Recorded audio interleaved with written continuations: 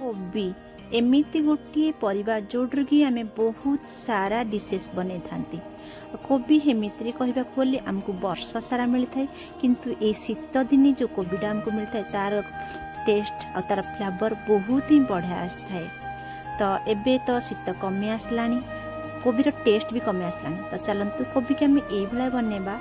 आम आज गोटे वेरी वंडरफुल स्टार्टर रेसिपी बनवा, गार्लिक कोबी। एबे हमको जो फ्रेश ग्रीन गार्लिक मिलूँ जोटा गार्लिक चिप्स कहते ताकू नेगरी आम चलते ये रेसिपीटा बनवा। तो एबे शीत कमी कमी आसलानी, कोबीर टेस्ट भी कमी कमी आसलानी। तो आपको आम एमती बनवा जमी समस्त को स्वाद लगे और समस्ते खाई बाबा करेंगे। तो मु पुष्प मो चैनल समस्त को आपण समस्त को बहुत बहुत स्वागत। तो चलतु ये रेसिपी स्टार्ट करवा। तो ये मु कोबी नहीं जाइए, कोबी को आम काटिदेवा। देखो ये कोबीर ये जो स्टेम पार्ट गुड़ा बाहर करदे, पूरा छोट छोट काटिबा, तार सब स्टेम पार्ट को बाहर करता, कारण ए स्टेम गुड़ा ए स्वाद लगे ये छोट छोट साइज काटिबा। एबे कोबी को आमे कड़ाई बसैकी कोबी को दे देबा। ताकू आमे एमती गरम पानी फुटुवा गरम पानी दे परिबा, पानी गरम करके फुटेकी दे परिबा, नल तो एमती तापर डायरेक्ट गरम पानी दे देबा। टिके लुण देकी गोटे बांफ आसला भलिया आमे ताकू स्टीम करबा।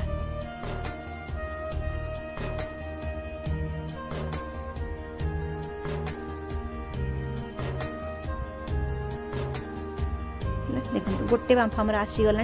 कोबी को आम बेसी सिझेबानी, एबे तार पानी ड्रेन करनबा। ताकू एमिति ड्रेन करवा जेमिति तार पानी सब छाणी हो। ताकू एबे आम गोटे खोला जगार एमती बड़ खोला जगार स्प्रेड करनबा। किंतु ये आपन खोला जगार स्प्रेड करने नहल तो पेपर बा टावल कौन टावल कपड़ा देदेले तार जो अलग जो मॉइस्चर रही चली टे सुखा सुखा हो। एबे तापे चलते आम किसी ड्राई पाउडर नवा। तो ये मुझे 2 चामच राइस पाउडर नहीं, 2 चामच बेसन आ 3 चामच कॉर्नफ्लोर नहीं। जदि आप राइस पाउडर ना तो ता बदले आपड़ टे सुजी को ग्राइंड करके नेबे। कलर टे हल्दी गुंड आके लंका रेड चिली पाउडर पकई आ 2 चामच अदा रसुण बटा दबा। टे स्वाद अनुसार लुण देकी आम पानी अल्प अल्प अल्प देकी गोटे बैटर रेडी करवा।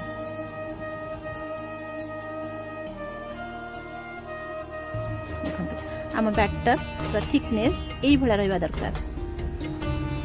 बेसी मोटा करवानी, बेसी मोटा कले सीमती मैंने कौन करें गोटे लेयर रे कड़े बसैकी आम तेल गरम करने छाड़देवा। कोबी ठंडा हो गला। कोबी आमर सीझ नमती क्रंची कंचालिया टी रही जमी आमको क्रंची क्रंची लगे। बेसन को आम से आम बैटर को तेल आमर गरम हो गला। गैस को लो करवा, मीडियम रखा।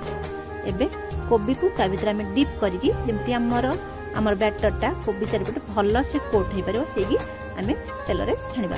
जो ये गोल्डन ब्राउन कलर हो कोबी को आम बाहर करनबा।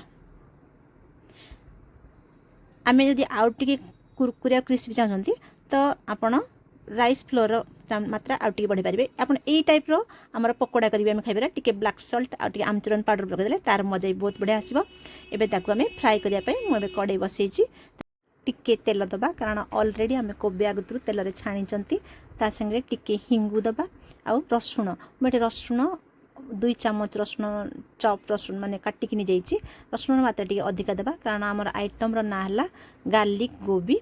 तो ता संगे मुझे किसी स्प्रिंग ओनियन आ ग्रीन गार्लिक भी चॉप कर नहीं जाइए। जदि आपन पाखरे फ्रेश गार्लिक पत्र ना रसुण पत्र ना आप रसुणर मात्रा टी अधिका बढ़ी पारती। ता संगे कंचा लंका आउ करी लिव्स टी दबा।